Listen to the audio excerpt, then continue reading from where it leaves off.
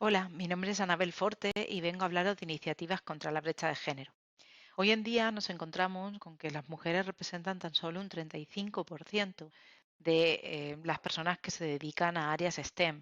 Pero además, si nos movemos a las tecnologías de la información y la comunicación, se convierte en tan solo un 3%, lo que hace que pues, seamos muy pocas en un mercado laboral creciente, donde para 2025 se supone que va a significar el 84,6% de los puestos de trabajo.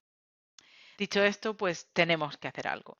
Y de hecho, desde hace unos años se vienen realizando distintas iniciativas que tienen que ver con paliar esta brecha de género en STEM o en TIC y hemos intentado hacer una recopilación de estas iniciativas teniendo en cuenta diversas variables, como en concreto las que yo voy a presentar aquí, pues si vienen de un ámbito público o privado y si, al público al que van enfocadas, ¿vale? Entonces, por ejemplo, empezamos con aquellas que están fomentadas por entidades privadas y enfocadas a mujeres profesionales o público en general, como pueden ser Woman Tastmakers o mujeres divulgadoras. Luego tenemos actividades fomentadas de nuevo por entidades privadas, pero esta vez enfocadas a estudiantes de primaria, secundaria y universidad, como pueden ser Inspiring Girls o STEM Talent Girl. Tenemos otras como Mujeres Tech y Women Who Code, que van dirigidas de nuevo a mujeres profesionales, pero esta vez están fomentadas por entidades públicas u organizaciones sin ánimo de lucro. Y por último, tenemos aquellas que consideramos más importantes porque son aquellas que van dedicadas a los estudiantes de primaria o secundaria y que vienen desde un punto de vista público o de organizaciones de nuevo sin ánimo de lucro.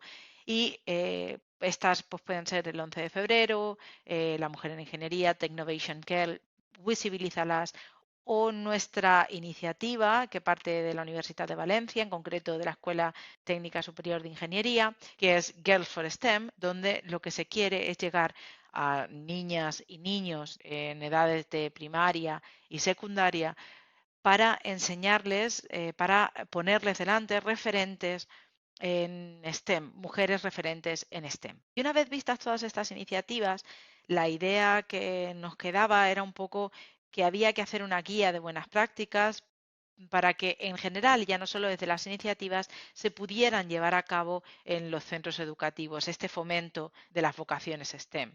Entre estas iniciativas, pues está el crear una red de profesionales entre las familias, ya que esto supone que aparezcan referentes de proximidad que son mucho más asequibles para los niños y las niñas que están en esos ambientes.